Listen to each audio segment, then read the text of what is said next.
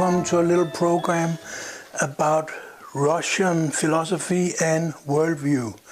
My name is Jakob Munck, and this program is made here in my home in Copenhagen, Denmark. So welcome. We're going to talk about 7 issues. 1, the orthodox religion. 2nd, Russian view of history. 3rd, Russian philosophy and worldview. 4th, the Russian personality. 5th, the Russian politics today. 6th, Western propaganda against Russia. 7, the Russian answer. And I don't know how long time this will take, but we'll go on till we are finished.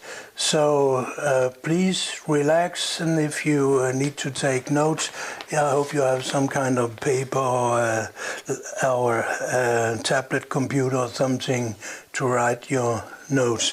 But this is on YouTube, and YouTube is wonderful because you can always see the lesson once again. And this is some kind of lesson. But I have to say, I'm not a specialist in everything in Russia. I have only been in Russia once, and it's more than 20 years ago. And I don't speak the Russian language. But I've read about Russia, and I've been interested in Russia, and I have quite a few Russian friends. So I've been in an ongoing discussion and learning process about Russia for many years.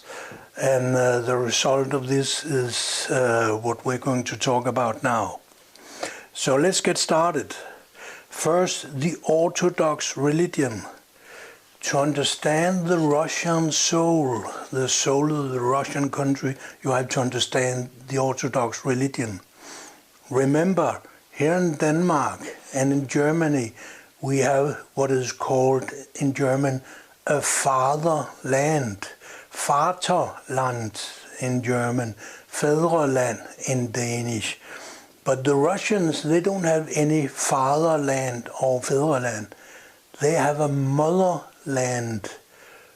And Russia is the motherland of every Russian. This alone is a big difference. What is the difference between having a fatherland and a motherland? To having a fatherland, it's a kind of authoritarian, disciplined, one-way rule society. You have everything coming from up and going down. You're just subordinate to the rulers. To have a motherland, that means that the country is a kind of family. You know how your mother was when you were a little child. She didn't just give you commands about one or the other subject. She listened to you. She debated with you. You have to express your own feelings. And when you had expressed your feelings and she had expressed her feelings, someone had to make a decision. But your mother, she loved you. She's like Virgin Maria. And Virgin Maria is the most popular woman at all in Russia. They have a motherland, not an authoritarian fatherland. The Russian religion, the Orthodox religion, was split out from the Catholic Church around 1054. You have to understand that even before this time, there was a division between the Christianity in East and the Christianity in West. The Christianity in East, they did not believe that Virgin Mary, she was born without original sin. They believe, and still believes today, that Virgin Mary was a normal human being. And that means that when the Russians, the members of the Orthodox religion, they believe that Virgin Mary was without sin. Without sin. This was a fantastic revelation because Virgin Mary, she were able to sin if she wanted. She had her free will. but she didn't do it. According to Lutheran belief, Virgin Mary, she probably sinned a lot. And according to Roman Catholic belief, Virgin Mary did not sin. But the reason she did not sin was because she was born without the original sin. She was actually not able to sin. Therefore, she has not the same moral status in the Roman Church as Virgin Mary has in the Orthodox Church. In the Orthodox Church, they do not believe that the Holy Ghost were coming from Jesus. This was a belief that was stated on some ecumenical councils way back in the old days, and the Roman Catholics believe that the Holy Ghost is coming from Jesus because Jesus was not created. That means there's even a difference in the view of Jesus Christ himself between the Catholic and the Orthodox Church. And you have to believe there was never any Reformation in the Orthodox countries. There are many reasons why they had not any Reformation. Maybe one is that they didn't have the same, they were not able to read modern literature. They were not, so they didn't have so much impression from the Enlightenment area. Well, I know this was after the Reformation, but the beginning of the Enlightenment area was before the Reformation. So I believe that the Russians, they didn't read that much book as we have read in the West, especially after the printing press was invented. And it was used very much in the beginning to spread the writings of Martin Luther. But Martin Luther is nearly an unknown person in the Eastern Church, and they certainly don't believe in the Lutheran concept of everything is evil and you don't have a free will. Your will is bound, is heavy like a stone, and you can't choose yourself to do even one single good thing. That's a pure Lutheran concept, and they don't believe in that in the Orthodox Church, and of course not in the Catholic Church. So when it comes to the view of the human person, there are some similarities between Orthodox and Catholic view. I would say the Orthodox Church is more spiritual than the Catholic Church. When you go to the Orthodox Church, you're not obliged to go to the Mass, even if you're a member of the church. You're not obliged to hear to long preachings like you do in the Protestant Church and also in the Catholic Church. Then you have to sit on a bench, and the priest, he will have a speak about some subject from recent times, or maybe some theology, or maybe he'll tell you again and again that you have to love your neighbor like you love yourself. The Protestant and the Catholic Church is partly an intellectual church, but the Orthodox Church is not intellectual at all. It is a room for prayer and meditation. The Orthodox Church is a room where you can move and stay and meditate and pray to Virgin Mary and do your own spiritual training and practice. You're not in the church to study or to learn anything about theology or history, about moral or anything like that. So this is the big difference between the Roman Church and the Orthodox Church. And also the Roman Church has a Pope in Rome, and the last end he decides a lot of things, and he's the ruler of the church. In the Orthodox Church they don't have any Pope, And that's also the problem for the Orthodox Church, because they don't have a pope. That means they don't have one common ruler. They are divided in different sections, and these sections, they do not agree with each other, so they are in a kind of conflict with each other. The Russian church, the Ukrainian church, the Greek church, and here in little Denmark we have maybe 500 Orthodox believers in Denmark, and they are split up in 3 Orthodox churches with a great conflict between these churches. That would happen in Catholic religion.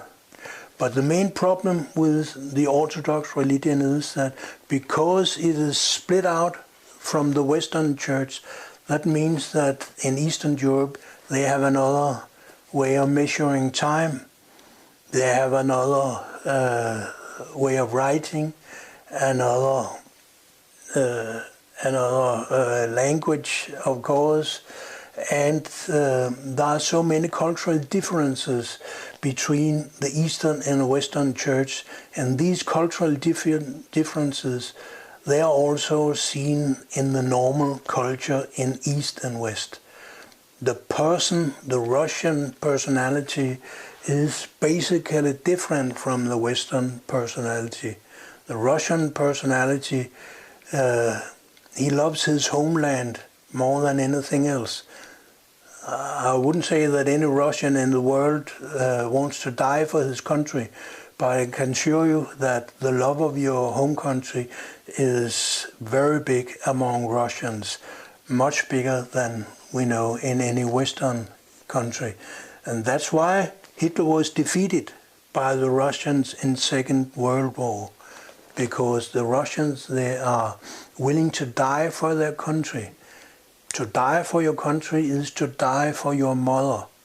And who wouldn't want to die for his own mother if it was necessary to save her or to save the country you come from, your mother country? Well, let's continue to point number 2. This is about the Russian view of history. And the basics in the Russian view of history is that it is not the same as the Catholic view.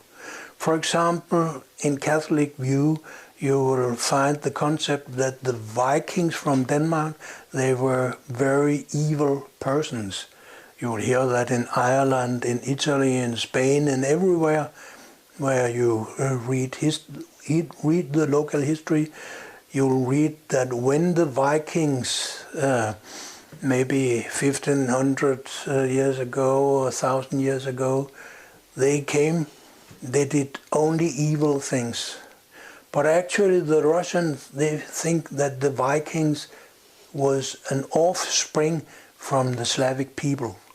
It's a Russian view of history that all civilization started up in Central Europe, what is now maybe Österreich or Ukraine, around the point where the small figure called Venus of Willendorf.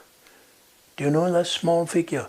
It's at the moment placed on the Museum of Natural History in Vienna, Österreich.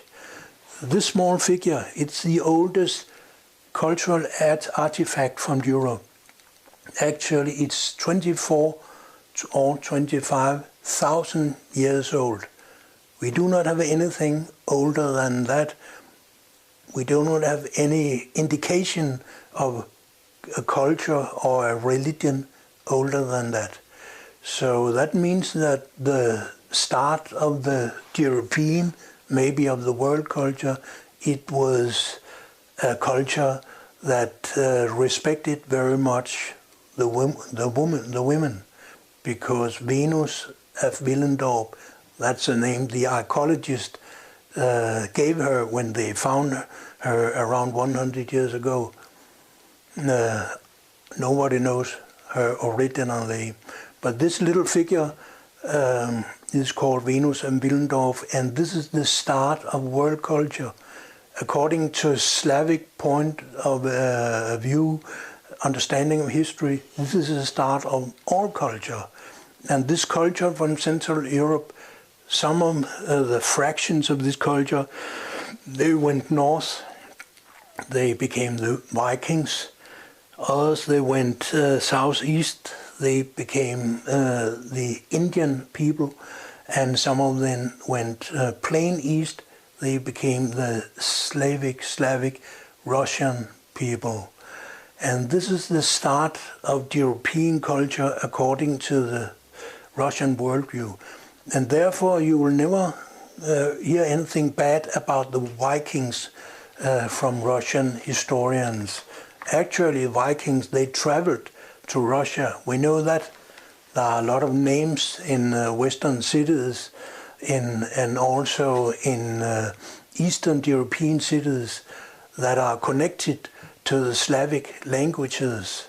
And also the Slavic religion, the old Slavic religion, is very close to all what we know about the Viking religion. So if you go to Western Europe, the Vikings, they were just awful. They were the first terrorists we had. If you go to Eastern Europe, to Byzantine Church, to Russia, then they admire and they like the Russian. They see them as slaves that has immigrated to another country. Well, we have to remember at the time of the Viking, there were not any countries at all. There were only kings and maybe small cities. And now the subject is number 3, Russian philosophy and worldview. We have to understand that in Russia there are living many ethnic minorities. There are not only Slavic Christians, Byzantine Christians, there are also Jews, there are also Muslims. And when you talk about the political picture in Russia, you have many different directions. You have the conservative, you have the nationalist, you have the liberalist, and maybe even more variations of the modern political culture. Today, there is a very central figure in Russian philosophy. His philosopher is called Alexander Dugin. He was a professor at the University of Moscow, but now he is working another place. His idea was that the goal of Russian politics should be to make a united world. And to unite the world, we had to start with making Eurasia. Eurasia is the union of Europe and Asia. And this union start up in Portugal and end up in Vladivostok in the Eastern Russian Union. That means it should cover all Europe and all of Asia. I suppose even China and maybe India should be a part of this union. This is the idea. And Alexander Dugin, he thinks that this should be possible, not on a short term, of course, but on a long term. And the idea is to make a unification of all the forces that have a common spiritual root. And America has not the same spiritual root according to Alexander Dugin, so they are not a part of the Eurasian perspective. Alexander Dugin, he talks about the force political theory. He says there were 3 political theories before his own. One was called capitalism. We all know what capitalism was about. Adam Smith, the English philosopher, he wrote many books about capitalism, and a lot of other economists has written books about capitalism. Capitalism is the idea that all companies must be owned by private persons. or by stockholders. That means the state is not controlling the economy. And the economy has to be ruled by the laws of the market. That means you exchange products with the same value. If one car has a certain value and a house has another value, then you can exchange maybe one house to 2 cars because then you get the same value. It's a basic principle in capitalism. But we all know that capitalism was attacked by communism, by Marxism, Leninism, communism. Russia was the first country in the world to introduce communism in practice. And they actually had some kind of communism from 1920 until 1989. And then they stopped this experiment, and most Russians today say, well, this is an interesting experiment, but there is no future for communism, because communism can't compare with capitalism in the West. And the reason is that communism is not as effective because you don't have a free market in communism. And therefore communism went broke, and now communism is not existing anymore.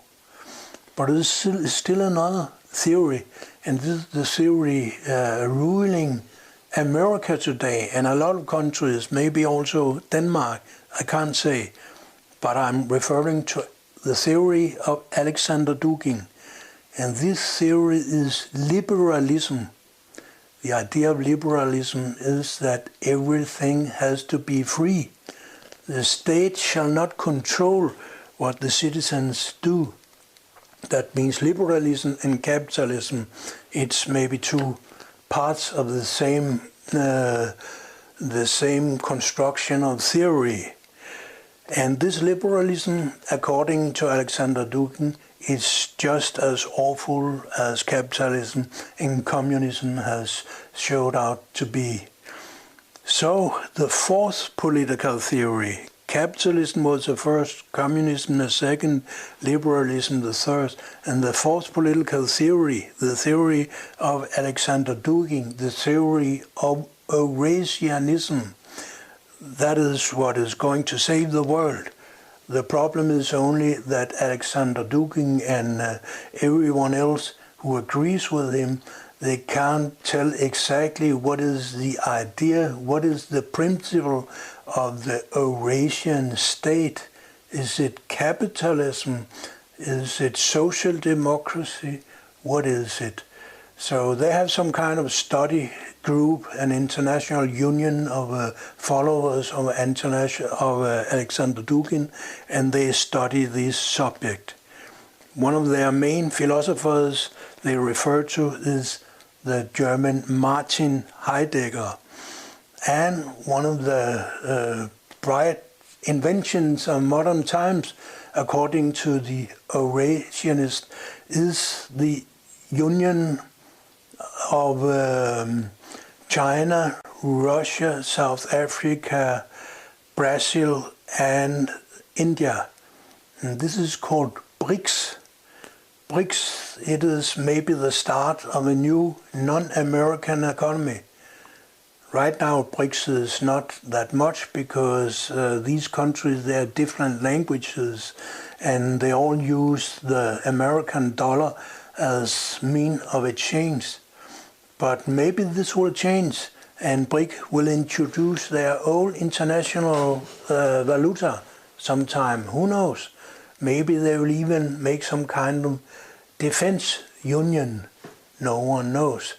BRICS is only at the beginning point at the moment, but this is one of the perspectives that Alexander Dugin is very much interested in.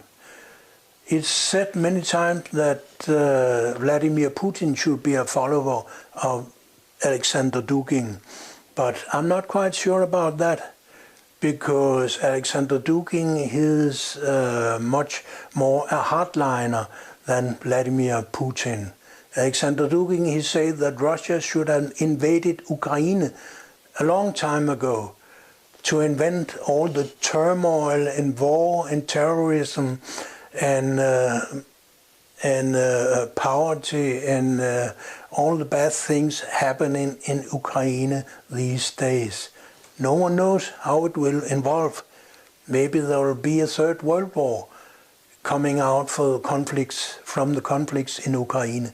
So it's very bad what's happening there. And Vladimir Putin, he has a very soft profile. He do not want to invade in Ukraine. We know Crimea has chosen to be a part of Russia. That's okay. And there are several million Russians living in eastern Ukraine. They want to have an independent state or something like that. But Russia hasn't invaded Ukraine. No, not at all. But if Alexander Dugin was a president, that would happen immediately. Now the subject is the Russian personality. And who are the Russian idols? Well, I think there are many Russian idols, but I have a friend who is living with his Russian wife and her family at Crimea several months every year. And a few years ago I visited them at Crimea, and it was very interesting. I visited the home where their daughter slept with her grandmother, and above the big bed where they were sleeping, there were two pictures portraying the two idols of real Russians. And who do you believe these two pictures portrayed? Well, one was Vladimir Putin and the second was Virgin Mary. And this is Russian ideology and personality. These are the saviors of Russia. Mother Russia has Virgin Mary as their icon and Vladimir Putin as their hope for the future, because in the old days they had some not very good political leaders. Everyone remember Boris Yeltsin, the drunken political leader, and Gorbachev, who was a very intelligent man but a very bad leader. So the Russians has a lot of hope for having a strong leader, because in the old days Russia had a Tsar, and I believe that Russia should have a Tsar again. This is the best way to rule a country like Russia. It's so diverse, so many languages, so many religions, so many cultures, so many political points of views. You have to have a very, very strong leader. In the Catholic Church we have the Pope to keep us together.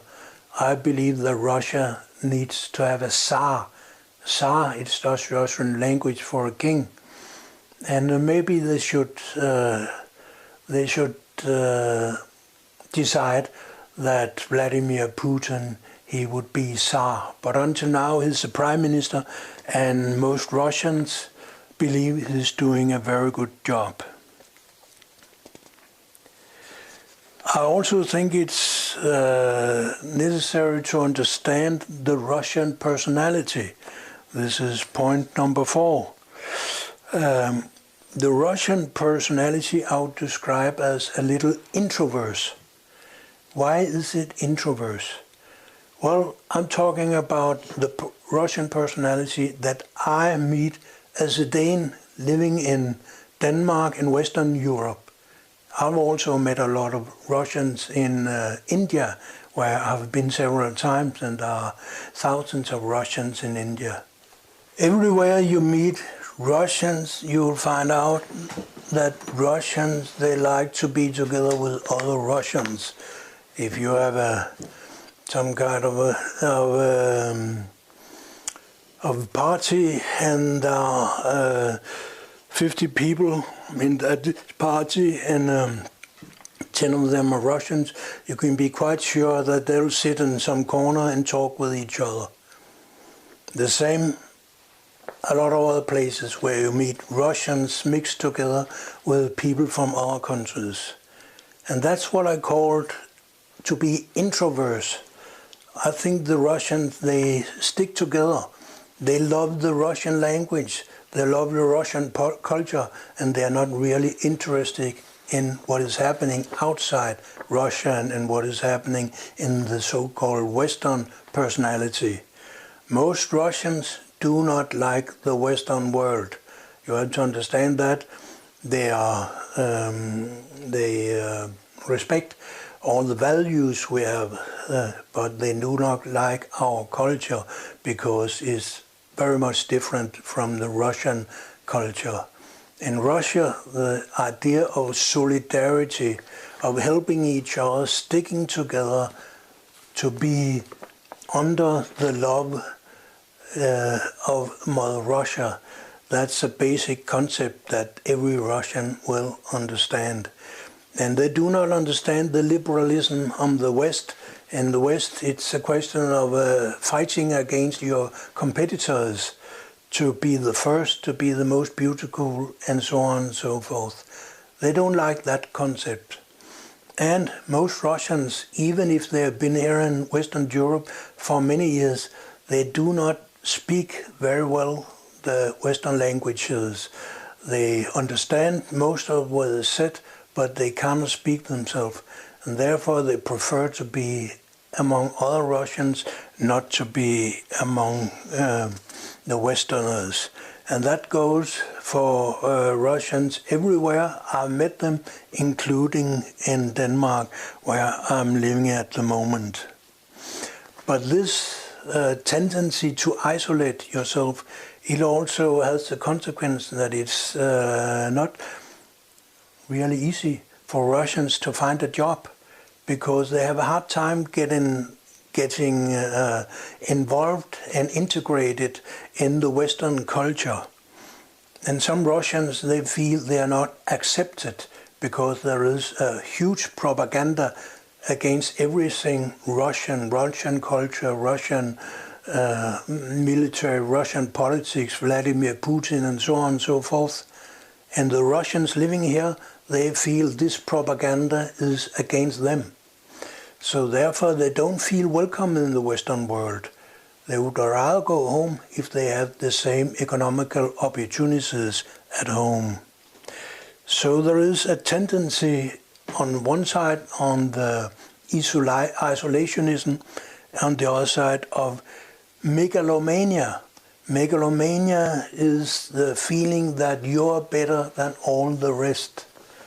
The Russian religion, the ortodox religion, they really feel that they have the only kind of Christianity that can lead you to heaven. Catholic, under the Pope, they will go to hell. Protestants will go to hell. Muslims will go to hell. So the orthodox religion, they really believe that we'll be the only one in paradise. This is what I call megalomania.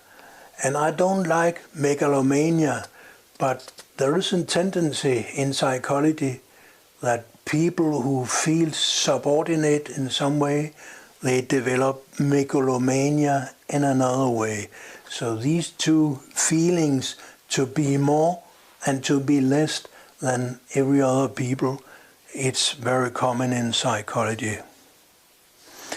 Now we'll talk a little about Russian politics today. I've told you that there are different political aspects fighting against another, being in conflict in Russia today. We have the liberals, we have the Eurasianists, we have the conservatives, and maybe we even have some old school communists. I'm not quite sure. I haven't heard anyone, even from Russia, saying that we should reintroduce Marxism-Leninism. But I'm quite sure if you go to Russia, you'll find people with that point of view. So these political views, they are in conflict with each other. And I believe Vladimir Putin is trying to balance, to make his politics so everyone can be satisfied in some way. In foreign policy, the idea is to make trade relations with as many countries as possible, because Russians know that they can't afford to have a closed Russian economy. They need to trade with the West, trade with China, with India, with other countries. Therefore, they look to what I referred to a short time ago, BRICS, as a hope for the future.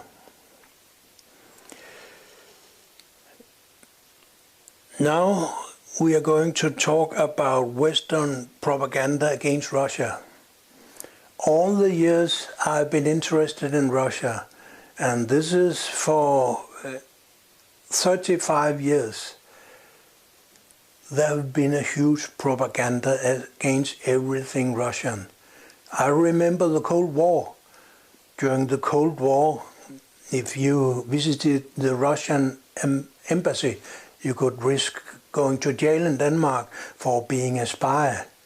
If you travel to Russia, you could be quite sure that the police would come and interrogate you afterwards. And if you did anything that would seem to be made from the same point of view as the Russians had, then you were suspected of being a spy. So it was very hard to make political work, because Russians, they wanted peace during the World War. They wanted to go against the atomic weapons and to have reduction of the amount of atomic weapons in Russia and America. And if you had the same point of view, and I had this point of view, then you were considered to be a Russian spy or a Russian agent. This was during the Cold War. Today it's not quite as bad, but there is an ongoing propaganda against anything Russian. It's in television every day. It's in your papers every day. And that means that most Danes and most Westerners, they believe that Russia is an awful place. And what is especially awful in Russia is their leader, Vladimir Putin. The problem is that if Vladimir Putin, he stepped down for his political post tomorrow, they had to choose another leader.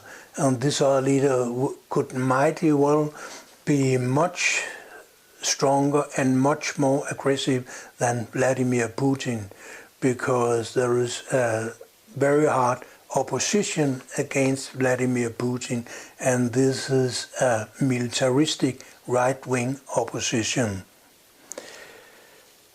The propaganda against Russia today, they have, as usual, a lot of tools. In the old days, there was ongoing articles in every paper about the lack of freedom of speech. There were some Russian authors, they said, well, they're not able to publish their works and so on and so forth. They are not able to travel out from the country. Today, some Russians are not able to travel out from the country, but the reason is that they do not have the allowance from the European Union or from USA to travel to these countries. Russia, they give them the full freedom to travel and stay where they want, but the Western world, they are afraid of this freedom, so they say, well, this and that person and all these persons from Russia, they must not go to the Western world. Why? This is account of the modern Cold War. You know, also there's this group of feminists called Pussy Riot.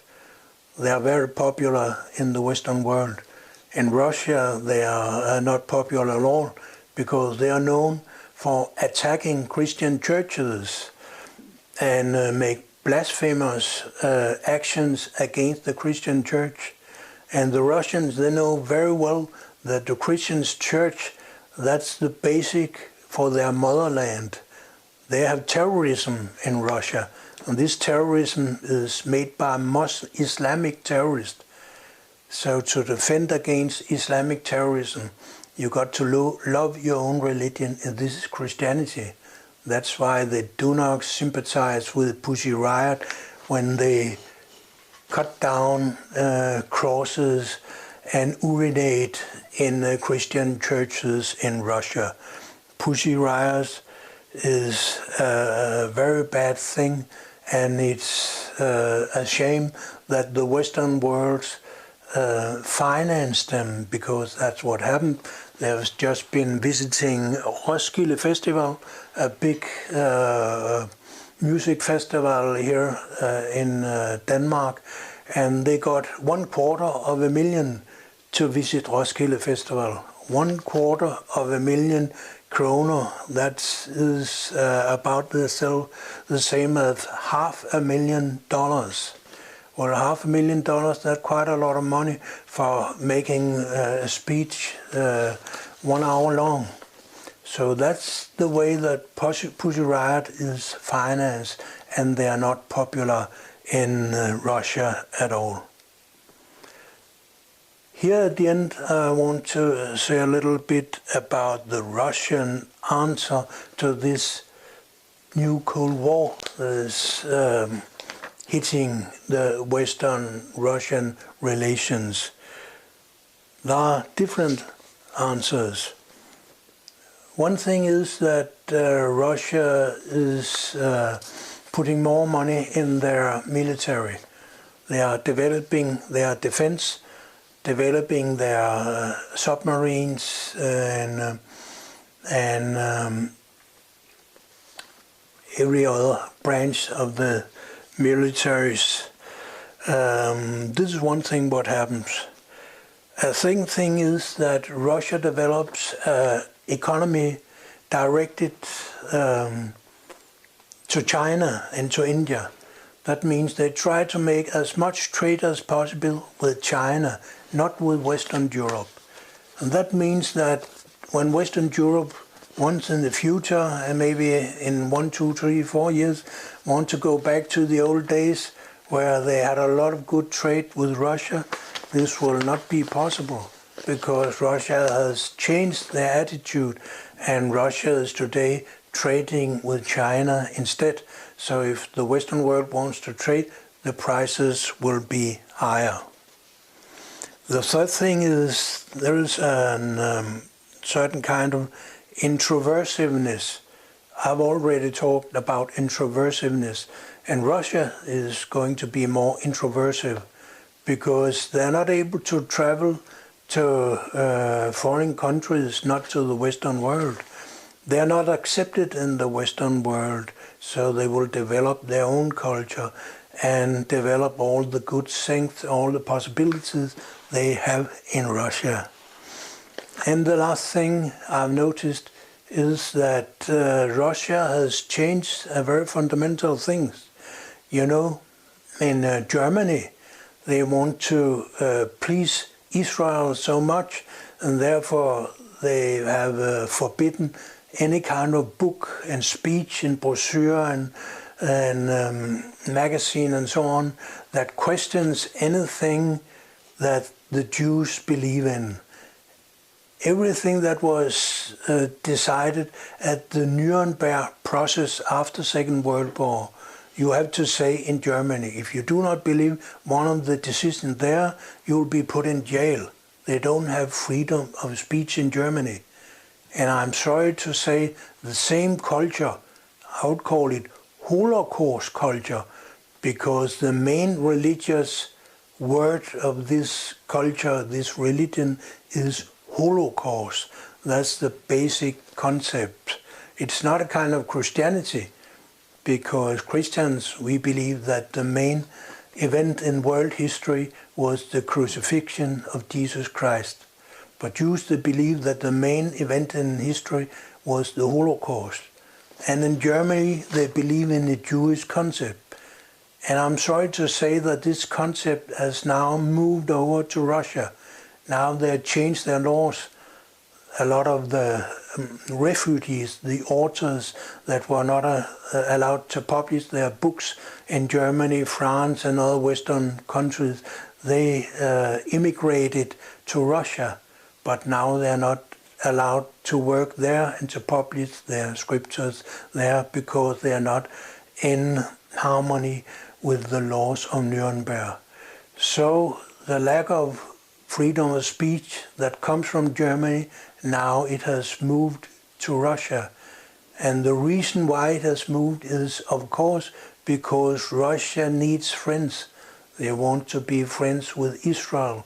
And to be friends with Israel is to have a better possibility to be friends with the United States of America once again, because Israel is the one state that no American dares to say anything against.